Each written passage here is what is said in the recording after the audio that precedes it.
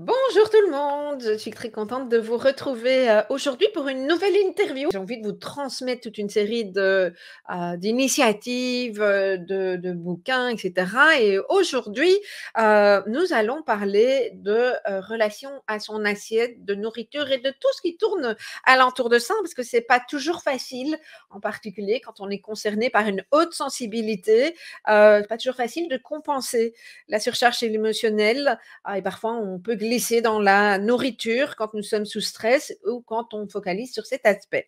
Mon invitée du jour, Geneviève Mahin, est nutritionniste concernée elle-même, et je pense que c'est important de le dire, par la haute sensibilité et le haut potentiel.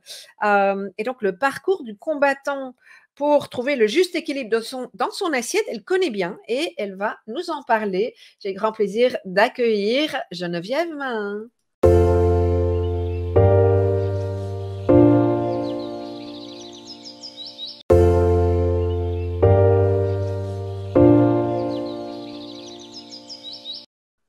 Bonjour Geneviève.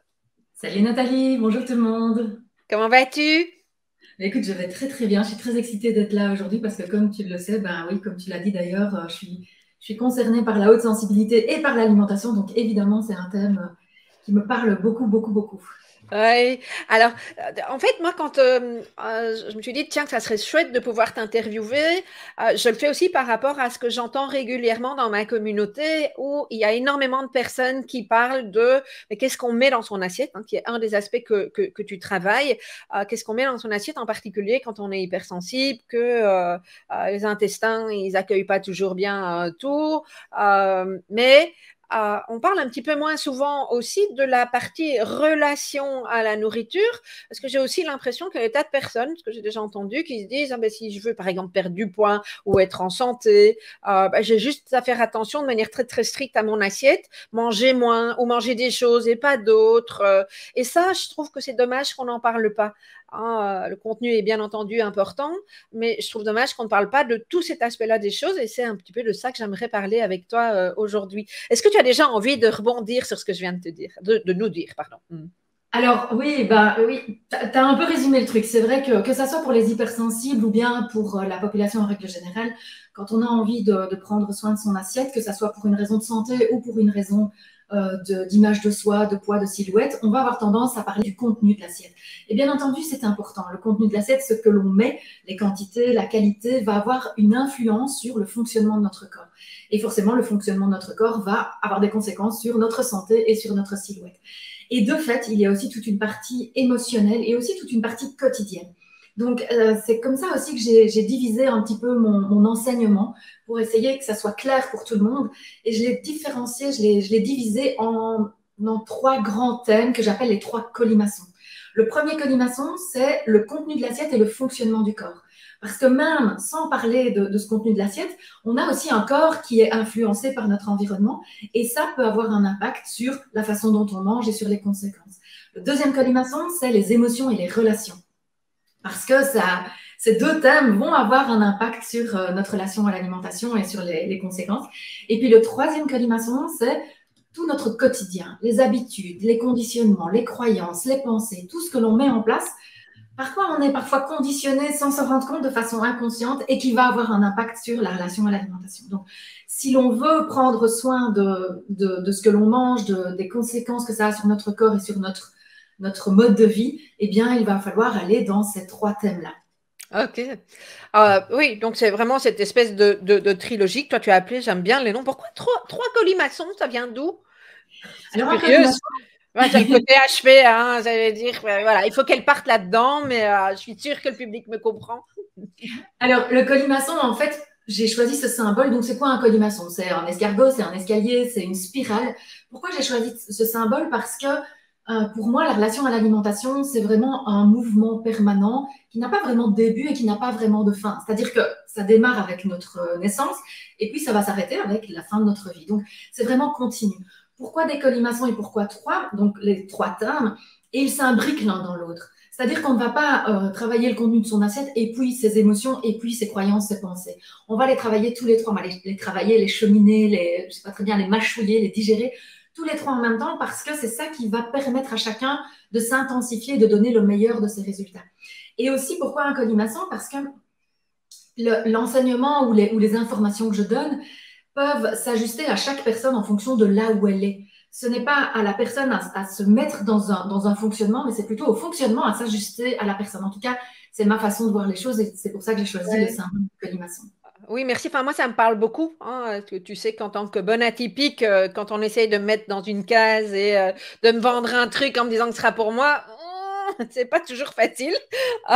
Mais surtout, ce que j'entends aussi dans ta manière d'aborder les choses, c'est que il s'agit pas juste un moment de faire quelque chose, c'est vraiment le travail, et tu dis bien entre guillemets le travail, hein, parce que je pense qu'à partir du moment où on a trouvé les bonnes clés, quelque chose qui nous correspond, ben, c'est ça qui peut nous permettre d'avancer au quotidien, de semaine en semaine, de mois en mois, d'année en année, et peut-être avec des adaptations, j'imagine, parce qu'à certains moments, on a plus de besoins que d'autres, mais c'est ce qui probablement va nous permettre d'apaiser cette relation à la nourriture et de trouver ce qui nous, moi, j'ai envie de dire, ce qui nous nourrit, mais dans le bon sens du terme. Hein, C'est exactement voilà. ça. Et j'ai envie de rebondir là-dessus parce que c'est vraiment un cheminement de toute une vie. Alors, certaines personnes pourraient se dire, oui, mais non, attends, moi, je vais faire ça pendant un temps et puis après, c'est fini, quoi.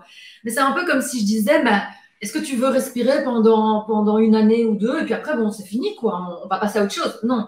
L'alimentation, c'est une des principales choses qui nous maintient en vie. Il y a l'air, il y a l'eau, il y a le sommeil et il y a l'alimentation. Et aujourd'hui, on accorde beaucoup moins de temps, beaucoup moins d'énergie, beaucoup moins d'attention à l'alimentation. Mais pourtant, c'est vraiment un facteur de joie, de plaisir, de bonheur, qui fait ce voyage sur Terre une réussite. Donc, j'ai envie de dire, mais l'alimentation, c'est à prendre en compte et en considération avec de la joie et pas avec des efforts depuis le début jusqu'à la fin. Oui, c'est tellement plus paisible, c'est le mot que tu utilises, mais c'est tellement important d'être là-dedans. Euh, Toi qui travailles déjà depuis un moment, hein, tu accompagnes des femmes, je pense, ou je me Oui. trompe? Ok. Oui, ben voilà, parce que cela dit, je vais dire ce que vous entendez là maintenant peut aussi concerner des messieurs, hein, mais qu'est-ce que tu as pu repérer comme difficulté, en particulier avec des personnes qui ont une haute sensibilité? Alors, très souvent, ce que je remarque chez d'autres, mais que j'ai aussi remarqué chez moi, c'est une remise en question perpétuelle. La personne, souvent, alors vraiment, excusez-moi déjà si je peux avoir certaines maladresses, parce que, voilà, je suis pas, c'est pas c'est pas l'essentiel des personnes que j'accompagne, mais j'en ai beaucoup. Donc, si je suis un petit peu maladroite, déjà, désolée pour ça. Ce que je remarque souvent, c'est une remise en question perpétuelle, parce que la personne hypersensible va souvent se poser la question, mais qu'est-ce qui ne va pas chez moi? Qu'est-ce qui fait que je suis différente? Qu'est-ce qui fait que chez moi, c'est compliqué? Donc, il y a une remise en question perpétuelle et ça débouche très souvent sur du jugement envers soi, sur de la culpabilité, sur une sorte de blocage qui se met en place très rapidement. Et ça va influencer la relation à l'alimentation, qui elle-même va avoir des conséquences négatives sur les résultats de cette relation à l'alimentation. Donc, ça, c'est quelque chose que je perçois souvent. Et puis, les personnes hypersensibles peuvent avoir plus de difficultés dans leur relation. Et comme les relations font partie du deuxième colimaçon, on va retrouver un petit peu plus de cheminement par rapport à ça chez les personnes hypersensibles. On va aussi dans les émotions, moi en tout cas, je peux parler de moi ici, je vais ressentir les émotions de façon beaucoup plus forte que la plupart des gens. Et donc, forcément, mon envie de compenser, mon envie d'aller apaiser ça va être plus intense que chez quelqu'un qui n'est pas hypersensible. Donc, il y a toute une série de caractéristiques que je retrouve chez la plupart des personnes hypersensibles et que je retrouve chez moi, qui va faire que cette relation à l'alimentation doit être un petit peu plus, on doit y accorder un peu plus d'attention. Sinon, on peut très vite basculer dans, dans un fonctionnement qui est douloureux. Oui. Oui, et puis la question que je me pose aussi, c'est, je sais pas par rapport à ton expérience, mais cette intensité, puis il y a le côté saveur aussi, etc. Ça peut aussi aller dans ce sens-là. Moi, ce que je repère quand même très souvent dans notre communauté, c'est les gens qui me disent, j'en fais partie, j'adore manger, j'adore goûter les herbes, etc. Il peut y avoir ou pas une créativité, mais c'est aussi le bon côté, effectivement, des choses qui n'est pas toujours mis en avant. Et je trouve que c'est important de le Oui. spécifier. Ça fait Et partie il y du avait plaisir, ça, hein. pardon? fait partie du plaisir aussi. Et d'ailleurs, sur ce thème-là, on va beaucoup jouer aussi avec le troisième colimaçon qui revient avec l'alimentation consciente, les différentes sortes de faim. C'est des thèmes qu'on n'aborde pas toujours dans une approche classique de l'alimentation. Et pourtant, moi qui suis formée avec Jane Chosen-Base, je peux vraiment attester que le fait d'avoir appliqué l'alimentation consciente à mon alimentation, à ma façon de manger, ça a vraiment été un game changer, vraiment quelque chose qui a été complet. C'est une sorte de déclic. Très souvent, les personnes me disent, oui, mais quand est-ce que je vais avoir ce déclic? Eh bien, moi, j'en ai eu plusieurs, évidemment, mais en tout cas, l'alimentation consciente a été vraiment un déclic. Alimentation consciente ne veut pas dire prendre 3 heures pour manger. Parce que très souvent, quand je parle de ça, les personnes me disent « Ah, mais j'ai pas le temps ». Non, mais moi non plus, je n'ai pas toujours… Je confirme, je connais un peu Geneviève, elle est très speed, donc si vous vous retrouvez là-dedans, je peux me permettre, hein, mais il y a moyen. On peut être conscient tout en étant dans un mode de vie actif avec des enfants, un boulot, des contraintes, etc., etc. Donc vraiment, il ne faut pas confondre alimentation consciente et méditer pendant 3 heures à chaque repas pour y arriver, quoi. Avant, pendant, après, non, c'est pas ça dont il s'agit. C'est, comme le dit bien le mot, hein, c'est en conscience, c'est manger en conscience. Et j'imagine là-dedans, il y a savourer, il y a prendre le temps, mais pas tout le temps. Mâcher, qu'est-ce qu'il peut y avoir d'autre?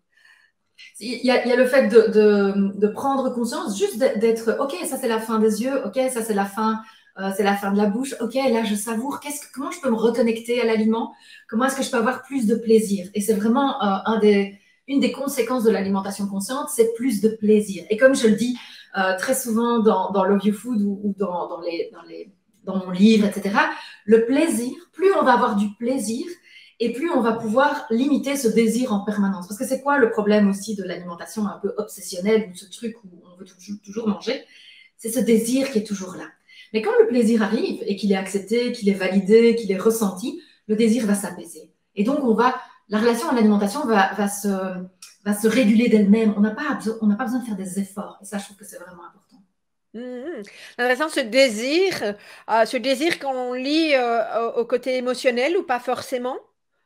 Alors, le désir, il peut être lié à beaucoup de choses. On peut avoir le désir de manger pour aller apaiser une souffrance. On peut avoir le désir de manger pour ressentir du plaisir. On peut avoir ce désir de manger parce qu'il a été engendré par différentes molécules dans notre corps. Donc, le désir, il est accompagné de plusieurs connotations et il va s'apaiser avec différentes approches, avec différentes façons de manger. Donc, c'est un cheminement, hein, c'est vraiment un apprentissage. C'est une façon différente de voir l'alimentation que celle que l'on a peut-être appris jusqu'à présent. Mais donc, en fait, dans ce que je crois comprendre à travers ce que tu nous partages, c'est ça demande de l'observation, par exemple, du plaisir et de toute une série de choses. C'est qu'est-ce qui est là maintenant et est-ce que je comprends que c'est une stratégie que tu proposes de mettre en place en fonction de ce qu'on a observé chez nous et de notre mode de fonctionnement ou de nos réactions émotionnelles? Alors, il y a de ça, mais il y a aussi, juste dans l'acte de manger, si on va, quand on est en train de manger, se juger, et c'est très souvent ce qui arrive dans une alimentation émotionnelle que l'on estime inadéquate. L'alimentation émotionnelle n'est pas un problème en soi, mais certaines personnes pensent que quand on mange ses émotions ou quand on mange pour apaiser quelque chose, c'est un problème. Donc, du coup, elles vont culpabiliser. Le problème, c'est que quand on culpabilise, on n'arrive pas à ce plaisir, on n'obtient pas de plaisir. Et donc, le désir va continuer de circuler en permanence. Donc, oui, c'est important de constater, de regarder sa relation à l'alimentation, de pouvoir la regarder sans critique et sans jugement. Juste, qu'est-ce qui se passe avec curiosité, avec bienveillance. Et à partir de là, alors, on peut aller dans telle ou telle direction. Donc, c'est ce que j'explique aussi à mes participantes quand elles sont dans mes programmes, c'est attention, n'appliquez pas ce que je vous propose sans d'abord faire un travail d'identification de est-ce que ça me convient à moi. Chaque personne est différente. On ne peut pas prendre un programme, un régime, un machin et se dire ok, ça me convient. Non, c'est qu'est-ce qui se passe pour moi? Comment est-ce que je réagis par rapport à ça? Est-ce que ce qu'elle me dit me parle? Est-ce que ça fait sens dans ce que je vis? Alors oui, ça va avoir un impact et un effet sur la relation à l'alimentation. Mais si au contraire, ça ne nous concerne pas, ben non. Donc c'est vraiment très important de d'aller ressentir avec curiosité ce qui se passe quand on parle de plaisir, de désir et de relation à l'alimentation. Et qu'est-ce que ça fait du bien de t'entendre nous dire que ce que tu proposes, et donc ce que probablement d'autres proposent aussi, mais en tout cas de cette autorisation que tu nous donnes et que tu donnes aux personnes qui nous écoutent, de voir ce qui nous convient ou pas et comment ça nous convient. Ça, c'est tellement basique, je pense, comme manière de fonctionner. Hein. Si vous avez une réaction sur ça dans le chat, allez-y, hein, dites-nous ce que vous en pensez. Et j'ai aussi envie de rebondir là-dessus, c'est on n'est pas toujours prêt, suivant la période de notre vie, à entendre certaines choses. Et il n'y a pas de jugement là-dedans. C'est pas « oh, je suis pas assez bien, alors du coup, je comprends pas ça ». Non, il y a des étapes que certaines personnes ont déjà traversées, et donc du coup, ben, ça ne sert à rien de refaire systématiquement le même truc. Il y en a d'autres qui ne conviennent pas et qui ne conviendront peut-être jamais. Et il y en a d'autres, c'est peut-être juste pas le moment. Il faut d'abord passer par différentes autres étapes. Et c'est OK. La question n'est pas est-ce que je fais ce qu'il faut, est-ce que je suis comme il faut, non, c'est juste, OK, on regarde avec curiosité, sans se juger, et on constate, et puis on prend des décisions par rapport à ce qu'on voit et à ce qu'on ressent. Oui, et donc, ce qui est intéressant aussi, c'est que quand tu parles des 3 colimations, on peut rentrer par une porte plus qu'un colimation plutôt que l'autre, j'imagine. Exact. Donc ça fait plaisir aussi. Hein. Moi, ça me parle bien en tout cas. Ah, et d'ailleurs, dans le chat, il y a des personnes qui disent oui, mais carrément, quoi. Alors, moi, ce que j'ai aussi envie de te demander, c'est dans les personnes que tu accompagnes, est-ce que ce sont des personnes qui viennent parce qu'elles ont envie de maigrir, parce qu'il y a un problème de santé, parce qu'elles ont juste envie de gagner en santé, comment ça se passe? Ben justement, c'est vraiment par rapport à ce que je disais juste avant, ça peut être vraiment, j'ai de tout en fait. Alors si j'ai décidé de travailler avec des femmes, c'est absolument pas pour une question que je refuse les hommes.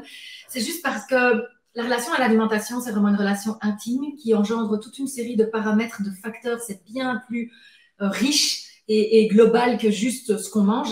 Et ben, j'ai parlé d'abord de mon histoire. Je suis partie de mon histoire parce que, comme tu le disais en introduction, j'ai eu une relation à l'alimentation qui a été très, très complexe pendant des années.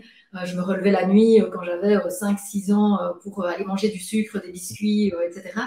Et ça a été vraiment difficile. Il y a eu beaucoup de honte, beaucoup de culpabilité. J'ai beaucoup pleuré, je m'en suis voulu. Je me suis sentie vraiment, vraiment minable, en fait. J'étais vraiment dans quelque chose qui était très, très souffrant.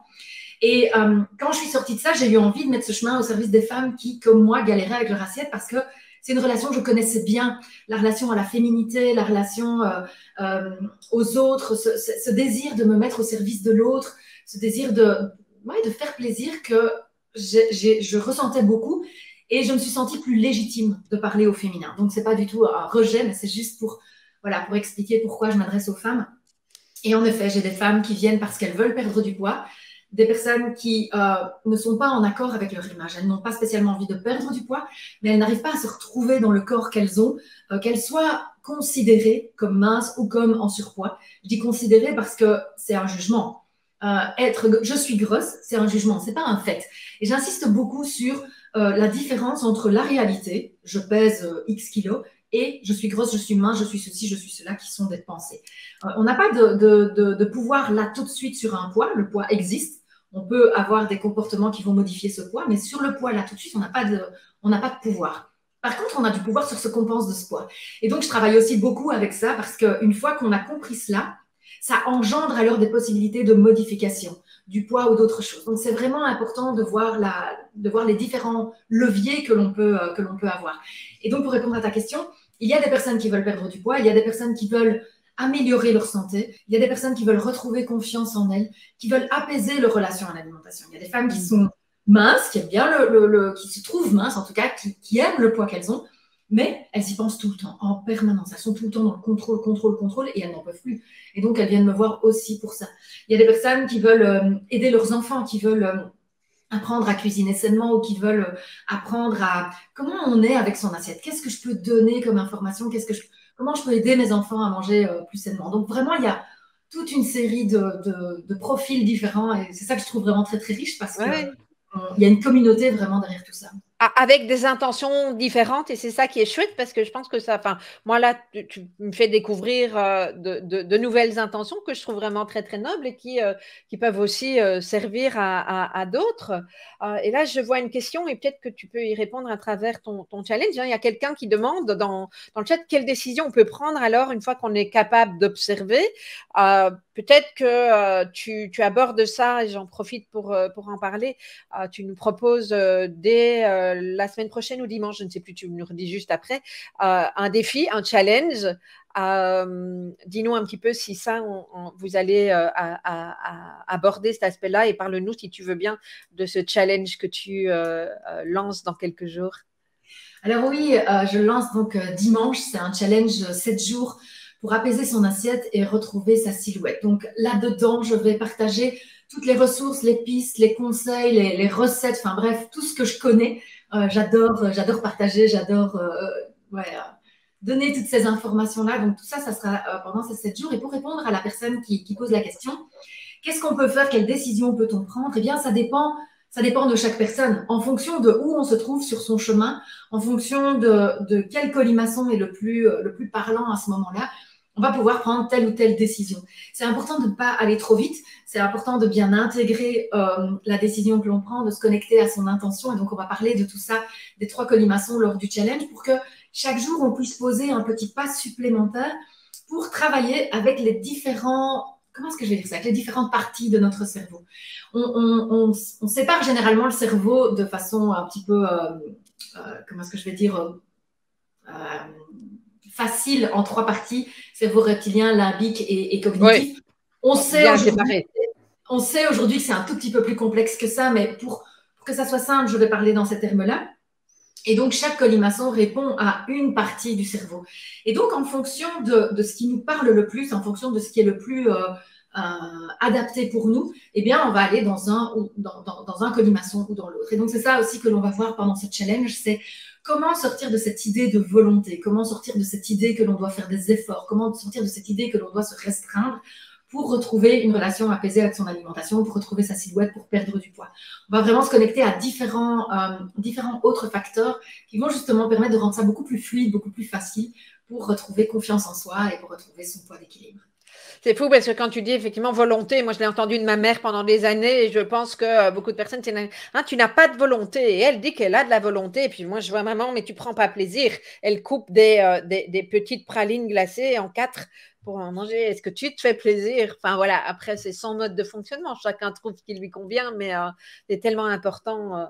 Je vais afficher ce que je trouve que quelqu'un dit, j'aime tellement manger, je suis gourmande, sauf quand je vais mal.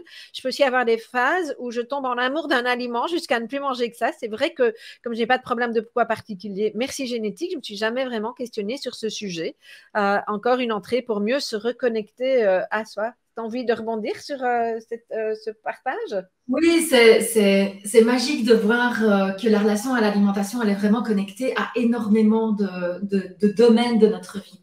Parfois, les personnes viennent vers moi en me disant je suis gourmand. Je trouve ça génial d'être gourmande. C'est pas parce qu'on est gourmande qu'on a une relation à l'alimentation qui est complexe ou qu'on est en surpoids ou qu'on a une image de soi qui ne nous convient pas. La gourmandise, c'est un magnifique outil pour aller justement cheminer avec l'alimentation consciente, pour aller cheminer avec tiens, qu'est-ce que je mets, qu'est-ce que je pense de cette gourmandise, qu'est-ce que je pense de mon alimentation, comment est-ce que ça se manifeste dans ma vie. Donc oui, en effet, c'est une magnifique porte d'entrée pour cheminer avec soi et pour se reconnecter aux différentes parts de nous. Je trouve ça juste génial. Merci Geneviève. Si vous avez apprécié cette interview, bien, dites-moi ce qui vous a inspiré en commentaire, si vous le voulez bien. Et puis, tout simplement, vous pouvez aussi me mettre un petit pouce pour m'encourager à interviewer d'autres personnes. Si vous souhaitez mieux vous comprendre et découvrir des clés pour vivre votre singularité comme une force, je vous laisse télécharger notre magazine Regard Pluriel sur le haut potentiel et vous trouverez en description de cette vidéo, il est gratuit. À bientôt!